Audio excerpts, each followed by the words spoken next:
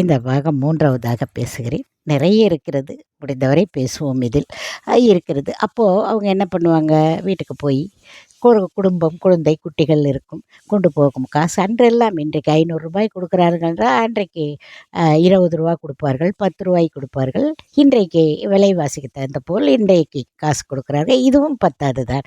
அப்படிப்பட்ட வாழ்க்கை வாழ்ந்து கொண்டு இருப்பவர்கள் இந்த நடிகர்கள் அனைவரும். இதில் பெரிய லெவலுக்கு நடிகர்களாக வந்து விடுகிறார்கள் இல்லையா? அவர்கள் எல்லாம் அ தப்பித்து விடுவார்கள். அவர்கள் அப்பா அந்த மாரி அவங்க காலகட்டங்கள்ல அவங்கெல்லாம் கஷ்டப்பட்டு வந்திருப்பாங்க. பிள்ளைகள்லாம் இன்னைக்கு அத இது இப்ப சிவாஜி கூட அடிக்கடி ஒரு டயலாக் சொல்லுவாருன்னு எல்லாரும் சொல்லுவாங்க. என்னன்னா, அ அவங்க அப்பா பணக்காரன். அதாவது அவரு பணக்காரராம். யாரு பிரபு சொல்லுவாரு. இப்ப நான் பணக்காரன். அவன் வசதியா வாழ்றான். ஆனா எங்க அப்பன் பணக்காரன் இல்ல. அப்படிங்கிற மாரி சொல்லுவாரு. அதுபோல தான் வாழ்க்கையில எல்லாருக்குமே.